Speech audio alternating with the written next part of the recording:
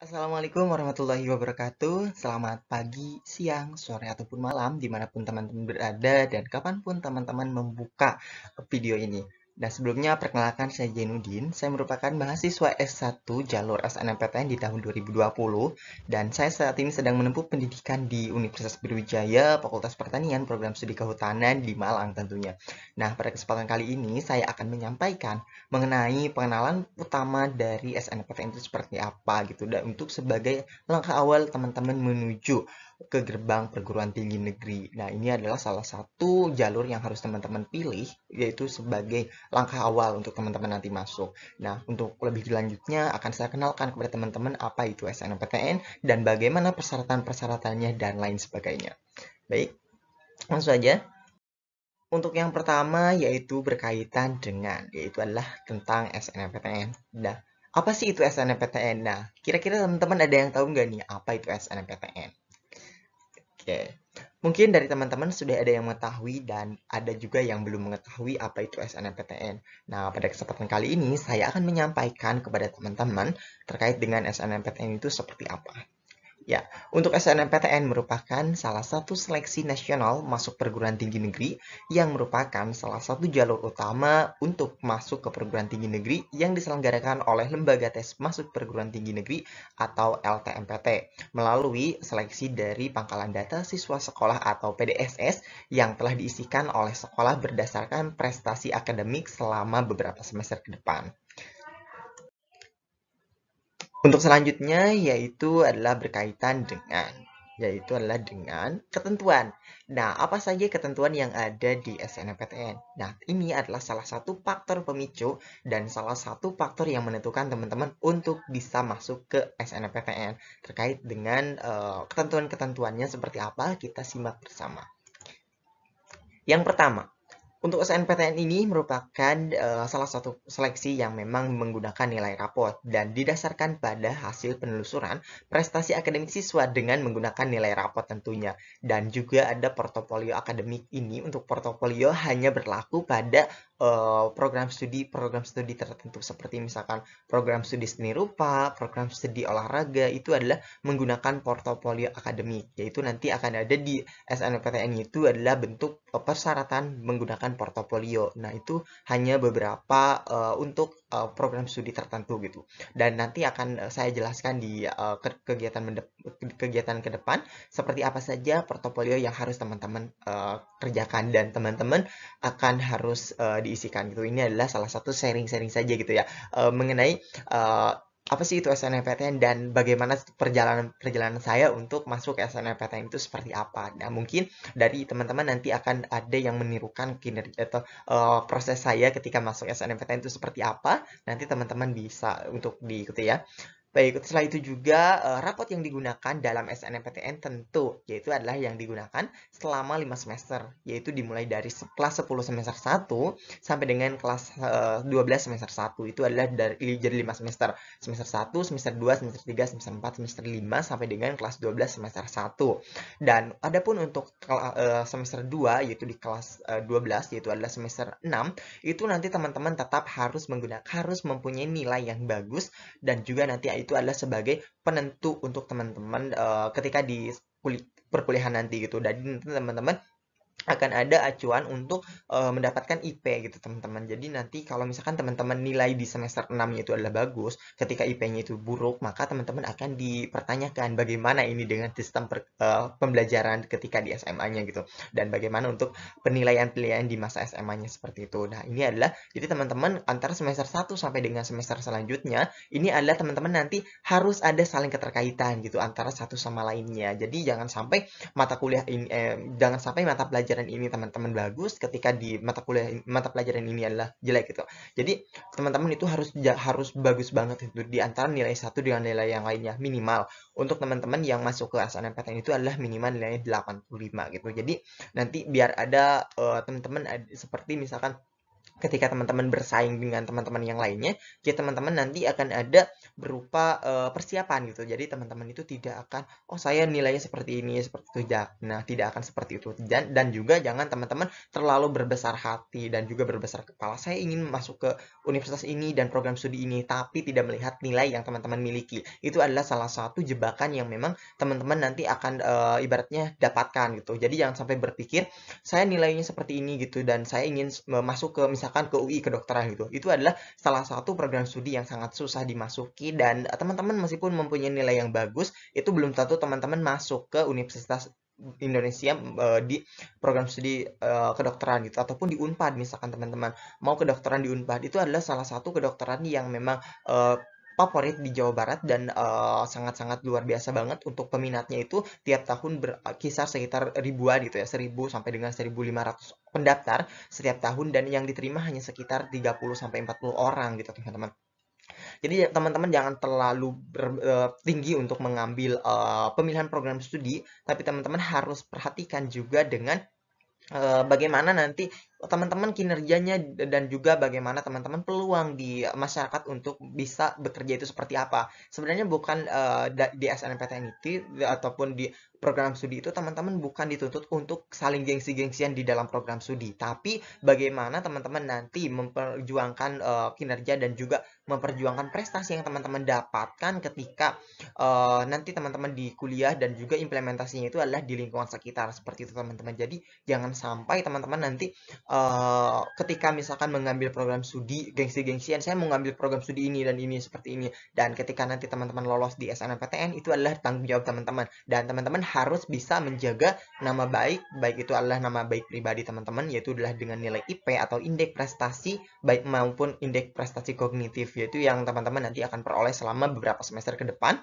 ketika teman-teman lolos gitu dan implementasinya yaitu adalah teman-teman ketika di lapangan seperti misalkan saat teman-teman bekerja gitu itu adalah akan dipertanyakan ketika teman-teman melakukan sebuah kesalahan meskipun itu adalah salah satu kesalahan yang memang seharusnya teman-teman bisa dihindari seperti itu. Jadi intinya harapan saya teman-teman mengambil program studi yang sesuai dengan minat dan juga grade teman-teman. Jadi jangan sampai terlalu ambis untuk mengambil itu. Ambisi boleh tapi jangan terlalu berbesar gitu ya dan terlalu besar untuk saya mau seperti ini tapi lihatlah dan perhatikanlah untuk nilai yang teman-teman miliki seperti itu. Dan kemudian selanjutnya itu adalah untuk ketentuan yang selanjutnya itu adalah siswa yang memang mengikuti SNMPTN ini harus mempunyai NIS gitu pun NISN gitu dan ini tentunya adalah salah satu persyaratan teman-teman gitu yang utama dan tentunya sekolah juga harus memiliki nomor pokok sekolah nasional atau NPSN yang diisi dan juga teman-teman dan juga sekolah ini harus mengisi prestasi dan juga nilai teman-teman di pangkalan data siswa sekolah dengan lengkap dan juga benar seperti itu. Ini adalah salah satu hal yang mutlak yang harus dilakukan oleh sekolah kepada untuk mendapatkan nilai yang teman-teman miliki nanti terkait dengan setiap setiap dengan bentuk-bentuk dari kuota masing-masing akreditasi seperti itu akreditasi A 40%, akreditasi B 25% dan akreditasi C itu nilai untuk kuota teman-teman masuk itu adalah sekitar 5% dan alhamdulillahnya untuk SMA Negeri 1 Pelabuhan Ratu ini teman-teman bisa diberikan kepercayaan sebesar 40% dari program IPA dan program IPS dan nanti teman-teman bisa untuk memanfaatkan terkait dengan akreditasi yang teman-teman peroleh dari SMA Negeri 1 Pelabuhan Ratu seperti itu. Baik untuk selanjutnya yaitu adalah siswa yang berhak mengikuti SNMPTN tentu harus memiliki NISN atau nomor induk siswa nasional dan juga memiliki prestasi yang unggul serta rekam jejak prestasi akademik yang tertera di PDSS. Tapi ini adalah salah satu tidak terlalu mutlak untuk teman-teman wajib dan teman-teman miliki gitu ya. Untuk di PDSS ini teman-teman tidak terlalu wajib untuk melampirkan terkait dengan prestasi akademiknya. Tapi jika teman-teman memiliki prestasi akademik baik itu adalah perlombaan terkait dengan kimia, fisika dan sebagainya, teman-teman silahkan untuk apply aja di sana gitu, apply di PDSS-nya seperti itu. Silahkan untuk koordinasi dengan waka kurikulumnya seperti itu. Tapi jika teman-teman memiliki sertifikat lebih, silahkan untuk dimasukkan di pangkalan data di LTMPT ketika nanti teman-teman seleksi atau daftar di LTMPT seperti itu untuk memilih program studi dan juga jurusan yang teman-teman pilih. Nah, ini yang untuk yang ketiga yang tak kalah penting dan tak kalah menarik yaitu adalah teman-teman ketika mendaftarkan SNMPTN tidak sembarangan, tapi teman-teman harus membaca terlebih dahulu dan memahami terkait dengan informasi-informasi yang ada di SNMPTN dan PTN-PTN tertentu sebagai pilihan teman-teman gitu. Jadi jangan sampai teman-teman nanti itu mendaftarkan diri tapi tidak mengetahui prosedur-prosedur dan juga apa sih itu SNMPTN, asal memilih saja asal jebret. Itu tidak seperti itu teman-teman, karena nanti akan berdampak pada yang pertama teman-teman sendiri, yaitu teman-teman akan terkunci di SNMPTN dan teman-teman tidak bisa mendaftarkan diri lagi di SNMPTN, di SBMPTN maupun di mandiri manapun, karena teman-teman nanti sistemnya adalah terkunci di satu arah. Jadi teman-teman ketika lolos SNMPTN tidak bisa mendaftarkan diri lagi di program di PTN-PTN lain gitu. Dan itu adalah salah satu hal mutlak, itu sudah berlaku di beberapa tahun ke belakang, dan ini adalah ketika SNMPTN maka teman-teman harus dan wajib itu untuk memilih program studi yang sesuai dan tidak bisa diganti, kecuali itu adalah jalurnya untuk SBMPTN. Itu boleh selama 3 tahun berturut-turut teman-teman mau mengganti program studi itu diperbolehkan, asal teman-teman tetap berada dan juga tetap masih dalam jangkauan dan aturan teman-teman boleh memilih untuk mendaftarkan diri lagi di SBMPTN. Itu sangat diperbolehkan, berbeda halnya dengan SNMPTN. SNMPTN satu jalur, ketika lolos teman-teman maka itu adalah hal yang mutlak dan harus teman-teman pertanggungjawabkan sampai lulus. Dan itu adalah harus ada rekam jejaknya selama beberapa semester ke depan. Itu misalkan S1 itu 4 semester, maka teman-teman itu harus memiliki nilai IP yang luar biasa, dan itu adalah tidak boleh kurang dari 3. Kalau tidak salah itu untuk SN itu minimal nilai IP-nya adalah 3. Berarti nilai setiap mata kuliahnya itu adalah minimal B. Tidak boleh ada yang C ataupun ada yang D. Apalagi yang E. Itu sangat tidak diperbolehkan teman-teman. Seperti itu. Nah, ketika kita sudah memahami ketentuan dan selanjutnya kita akan mengetahui tentang yang pertama, itu adalah persyaratan. Apa saja persyaratan untuk teman-teman bisa mendaftarkan diri di SNMPTN? Yang pertama, persyaratan sekolah ini adalah hal mutlak yang harus dimiliki oleh setiap sekolah, dan mungkin setiap sekolah juga sudah memiliki, karena setiap sekolah sudah bisa mendaftarkan siswanya untuk masuk ke SNMPTN melalui seleksi nasional masuk perguruan tinggi yang diadakan oleh lembaga tes masuk perguruan tinggi negeri atau LTMPT, seperti itu teman-teman. Nah, itu yang pertama untuk sekolah yang memiliki persyaratannya. Itu yang pertama, sekolah yang siswanya untuk berhak mengikuti SNMPTN tentu memiliki NPSN atau nomor pokok sekolah nasional untuk setiap SMA, SMK ataupun MA yang memang bisa mengikut sertakan siswa-siswinya untuk ikut di SNMPTN. Dan kemudian yang kedua yaitu adalah yang tak kalah penting dan tak kalah wajib banget, ini adalah oleh sekolah harus mengisikan pangkalan data siswa sekolah, yaitu adalah PDSS. Nah, berbeda antara PDSS tahun sekarang dengan tahunan saya ketika di tahun 2020. Nah, untuk di tahun 2020 itu tidak ditetapkan oleh sekolah untuk pemeringkatan PDSS-nya. Nah, itu adalah ketika misalkan saya waktu tahun 2020 itu untuk PDSS-nya itu adalah teman-teman gitu ya. Jadi tidak ada ibaratnya misalkan tidak ditentukan oleh sekolah. Jadi misalkan teman-teman itu yang pertama yang penting itu adalah ketika teman-teman mau SNMPTN itu misalkan diambil 40%, itu adalah langsung nilainya diupload ke PDSS, dan nanti ketika di PDSS itu teman-teman akan langsung muncul dan tidak bisa dirubah. Misalkan nilai teman-teman, misalkan nilai saya itu ada di posisi waktu itu adalah di posisi 21 pemeringkatannya dari sekitar 40%. Itu sekitar 120 orang dan saya ada di posisi 21 kalau nggak salah. Nah, terus misalkan saya tidak mau untuk mengikuti SNMPTN, maka saya misalkan itu gugur langsung dan tidak bisa digantikan oleh teman yang lain. Nah, berbeda halnya dengan di tahun 2021 itu. Dan ketika misalkan teman-teman itu tidak mau mengikuti SNMPTN, maka kalau tidak salah itu sistemnya bisa estafet. Ketika di posisi 21 itu saya tidak mau, maka di posisi yang di 22 itu bisa naik. Dan nanti setiapnya itu adalah setiap rangkaiannya itu akan selalu naik gitu. Jadi nanti ketika teman-teman itu tidak mau untuk ikut SNMPTN, ya teman-teman bisa digantikan oleh temannya yang lain yang memang berhak dan juga ingin ikut SNMPTN seperti itu. Dan tapi menurut saya ketika teman-teman lolos PDSS, gunakanlah dan manfaatkanlah pemeringkatan tersebut untuk teman-teman dapat mengikuti kegiatan SNMPTN secara nasional. Siapa tahu itu adalah rezeki teman-teman, dan siapa tahu itu adalah jalan teman-teman untuk masuk ke perguruan tinggi negeri. Dan itu adalah hal yang mutlak yang harus teman-teman ikuti. Itu adalah salah satu bonus kalau misalkan di SNMPTN. Tapi teman-teman tidak gini ya, misalkan teman-teman itu adalah apa namanya ya, saya tidak mau ikut SNMPTN karena karena terkendala oleh keuangan, oleh finansial. Itu teman-teman buang jauh-jauh untuk perihal tersebut. Silakan buang jauh-jauh, karena waktu saya juga ikut SNMPTN saya bingung bagaimana saya mengikuti SNMPTN sedangkan saya tidak memiliki biaya dan dana sebesar itu.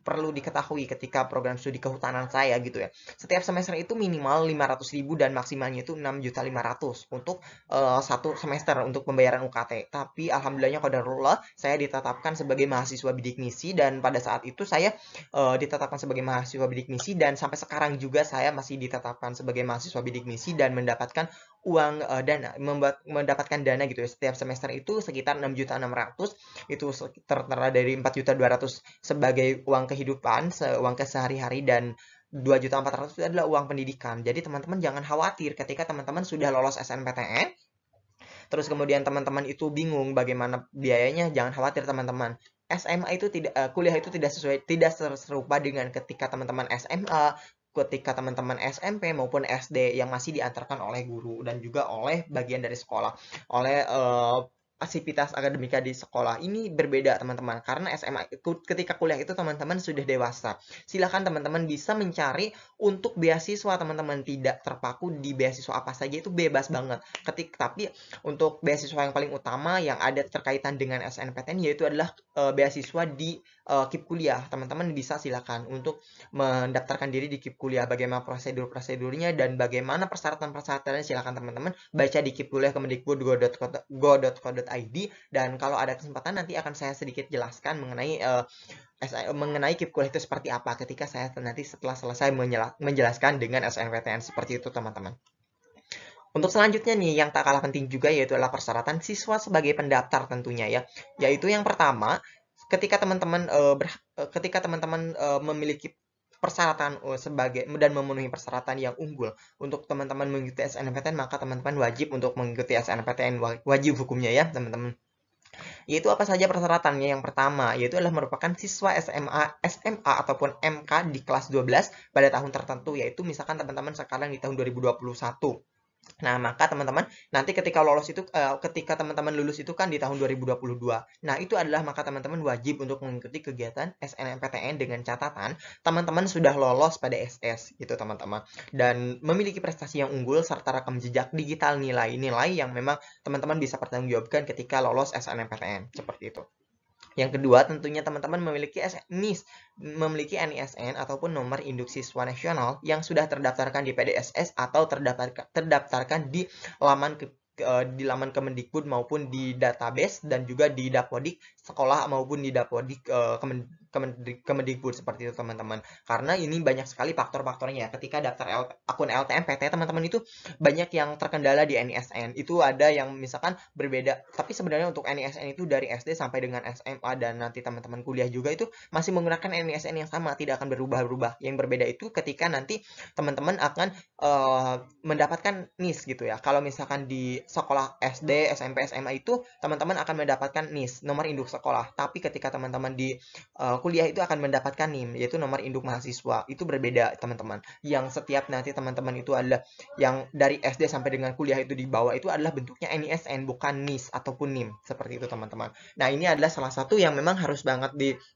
ketika misalkan teman-teman terkendala, silakan teman-teman langsung aja cek NISN-nya di laman Kemendikbud gitu ya, Kementerian Pendidikan, di Dapodiknya, di database-nya silakan untuk dicek, karena nanti teman-teman di sana akan ada berbagai kendala ataupun berbagai ketentuan-ketentuan apakah teman-teman terdaftar maupun tidak terdaftar, nanti akan ada di sana untuk ketentuan-ketentuannya. Seperti itu teman-teman. Untuk selanjutnya yaitu ya teman-teman, itu yang tak kalah penting juga ini, memiliki nilai rapot dari semester 1 sampai dengan semester 5, itu yang sudah tadi saya jelaskan di awal, yaitu adalah semester 1 sampai dengan semester 5, yaitu tepatnya di kelas 12 semester 1 yang telah diisikan di PDSF. Nah, ini teman-teman tidak bisa mengikuti kegiatan SNMPTN ketika sudah terdaftarkan di PDSS oleh sekolah, dan juga teman-teman ini sudah sistemnya itu sudah terupload untuk nilai-nilai teman-teman itu, yang nilai wajib MIPA maupun wajib IPS yang di UN kan, itu teman-teman nanti ketika didaftarkan gitu ya di PDSS seperti itu. Tapi kalau misalkan teman-teman tidak terdaftarkan oleh sekolah itu, maka teman-teman tidak akan bisa mengikuti kegiatan SNMPTN seperti itu. Tapi tidak, itu ada kasusnya yang satu sekolah tidak bisa mengikuti kegiatan SNMPTN ketika sekolahnya itu lupa untuk mendaftarkan, untuk menginputkan nilai-nilai SNMPTN yang memang harus diikuti oleh setiap siswa gitu. Dan itu adalah terlupakan oleh ini gitu ya, oleh sekolahnya. Itu ada satu sekolah tidak bisa mengikuti SNMPTN siswanya itu, dan itu hanya mengikuti SBMPTN. Karena SNMPTN itu sebenarnya teman-teman gini ya, untuk prinsip SNMPTN itu harus baiklah kepada guru dan baiklah kepada sekolah seperti itu. Itu adalah kuncinya. Ketika guru ridho kepada teman-teman, maka teman-teman akan mudah untuk masuk ke SNMPTN. Tapi ketika guru itu teman-teman, misalkan teman-teman mau perbaikan nilai gitu ya, teman-teman mau perbaiki nilai dengan catatan, misalkan guru itu adalah sedikit apa ya, sedikit bagaimana gitu ya, teman-teman harus nyadar diri gitu ketika misalkan meminta nilai untuk perbaikan nilai gitu. Teman-teman itu tidak bisa apa-apa, tapi teman-teman nilai misalkan mau 95, mau 100 itu silakan teman-teman sebenarnya bisa-bisa aja, tapi nyadar diri. Teman-teman bisa ataukah enggak mempertanggungjawabkan untuk nilai tersebut. Sebenarnya untuk hal tersebut silakan teman-teman bisa sesuaikan aja dengan keikhlasan dari Bapak Ibu guru seperti itu. Tapi sebenarnya sih untuk perbaikan nilai gitu tidak begitu berpengaruh banget gitu. Yang tetap berpengaruh itu teman-teman, yaitu yang pertama diniat, kemudian yang kedua itu adalah diridhonya guru ataupun orang tua. Itu yang paling utama adalah guru, orang tua gitu ya. Ketika orang tua teman-teman ridho, maka teman-teman akan mudah untuk menggapai segala apapun yang teman-teman inginkan gitu. Dan tentunya teman-teman harus memperhatikan peluang dari SNMPTN, dan juga teman-teman harus memperhatikan dari kuota dan juga prinsip-prinsip pendaftaran di SNMPTN seperti itu teman-teman. Tidak asal-asal memilih ketika teman-teman mau SNMPTN seperti itu.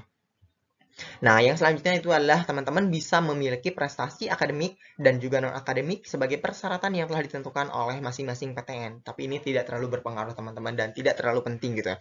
Tapi kalau misalkan teman-teman memiliki prestasi akademik maupun non-akademik, silahkan untuk di-apply saja, di-submit di masing-masing perguruan tinggi negeri yang teman-teman daftar gitu.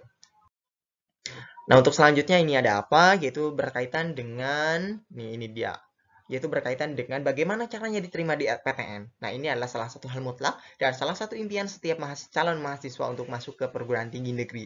Yaitu yang pertama, teman-teman yang akan diterima di PTN, yang pertama, lulus pada satuan pendidikan SMA ataupun SMK ataupun madrasah aliyah pada tahun tertentu. Misalkan teman-teman di tahun 2022, maka itu adalah teman-teman satu poin untuk teman-teman bisa masuk ke PTN. Yang kedua, tentunya memiliki akun LTMPT. Nah, teman-teman meskipun sudah mendaftarkan diri di sudah memiliki, misalkan teman-teman sudah lolos pemeringkatan PDSS, tapi teman-teman lupa untuk membuat akun LTMPT, maka teman-teman tidak bisa untuk mengikuti kegiatan SNMPTN, karena itu adalah salah satu kunci utama dan juga salah satu persyaratan utama yang mutlak yang harus teman-teman miliki, yaitu adalah akun LTMPT. Karena nanti yang kewajiban dari sekolah itu adalah hanya satu, mengisikan nilai di PDSS. Dan untuk selanjutnya berkaitan dengan pendaftaran kuliah, pendaftaran akun teman-teman, itu adalah hak mutlak dari individu masing-masing calon mahasiswa. Dan itu tidak dilakukan oleh sekolah. Sekolah hanya memantau apakah teman-teman sudah daftar akun atau belum. Ketika teman-teman sebelum daftar, maka itu teman-teman silahkan untuk langsung daftar saja, karena itu bukan kewajiban dari sekolah. Itu adalah kewajiban dari teman-teman yang harus teman-teman kerjakan gitu. Itu adalah salah satu teman-teman yang memang persyaratan utama yang harus teman-teman kerjakan gitu. Tidak bisa dilakukan oleh sekolah. Sekolah itu hanya berkewajiban dan juga mengantarkan teman-teman dalam bentuk penilaian PDSS gitu. Itu adalah mutlak dan tidak bisa dikerjakan oleh sekolah ataupun oleh teman-teman gitu, tidak bisa. Karena itu adalah salah satu faktor utama yang harus teman-teman kerjakan. Itu adalah memiliki akun LTMPT yang terdaftarkan di LTMPT. Nanti akan ada kegiatannya untuk teman-teman mendaftarkan diri di akun LTMPT itu seperti apa. Itu akan ada masa-masanya, pendaftaran akun LTMPT, pendaftaran SN, dan lain sebagainya. Itu akan ada muncul ketika nanti sudah masanya. Ini hanya saya menyampaikan beberapa pengenalan terkait dengan SNMPTN itu ada apa aja.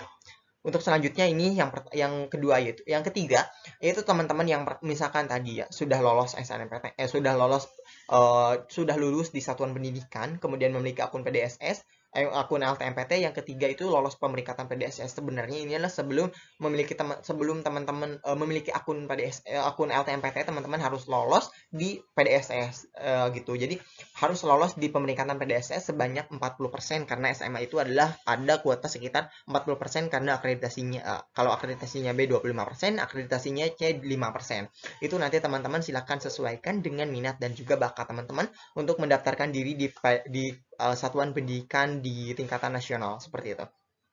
Untuk yang keempat itu adalah teman-teman lulus di SNMPTN di satuan tertentu. Misalkan teman-teman di tahun 2022, maka teman-teman dinyatakan lolos SNMPTN dan dinyatakan sebagai mahasiswa baru di tiap universitas masing-masing, itu mau di Universitas Brawijaya, Universitas Indonesia, Universitas Gadjah Mada, dan universitas lainnya, itu di satuan pendidikan di tahun tertentu, yaitu di tahun 2022 maupun di tahun-tahun berikutnya.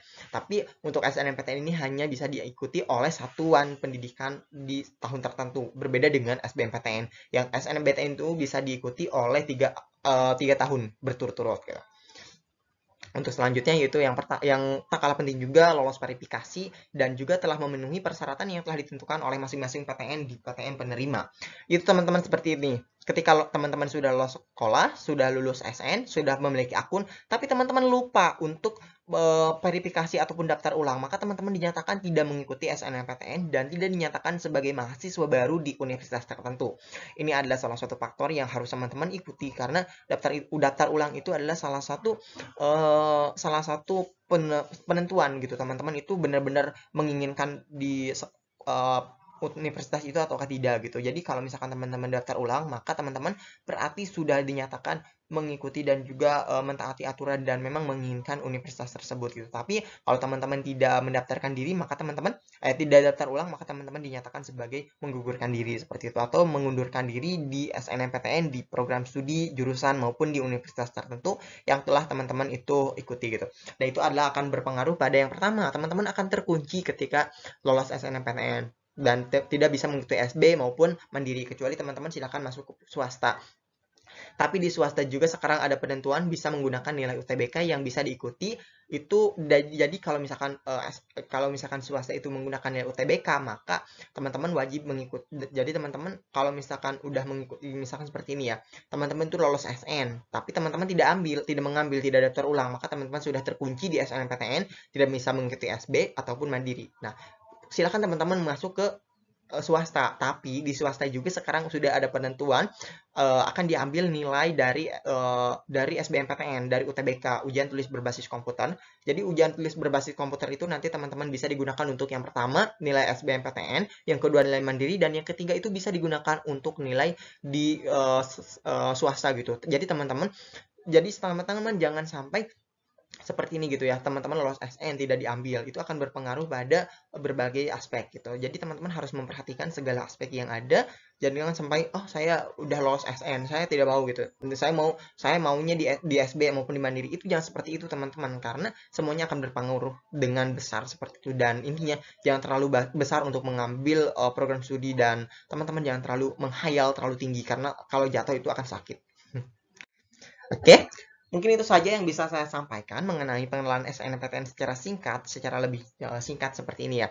Dan untuk lebih lanjutnya akan saya bahas di pertemuan mendatang, dan mungkin itu saja yang bisa saya sampaikan. Silakan bagi teman-teman yang ingin menyampaikan pertanyaan, silakan bisa disampaikan, nanti di kesempatan mendatang akan saya bahas terkait dengan pertanyaan yang teman-teman sampaikan gitu, seperti itu ya. Jadi silakan teman-teman untuk pahami dan juga kenali apa saja persyaratan-persyaratan SNMPTN dan bagaimana saja untuk teman-teman masuk SNMPTN. Jangan sampai teman-teman mengambil prodi dan juga jurusan yang tidak sesuai dengan minat serta dengan grade teman-teman. Intinya menghayal boleh, tapi jangan terlalu tinggi, karena kalau terlalu tinggi nanti akan jatuh. Ketika jatuh teman-teman tidak akan bisa bangkit lagi seperti itu ya.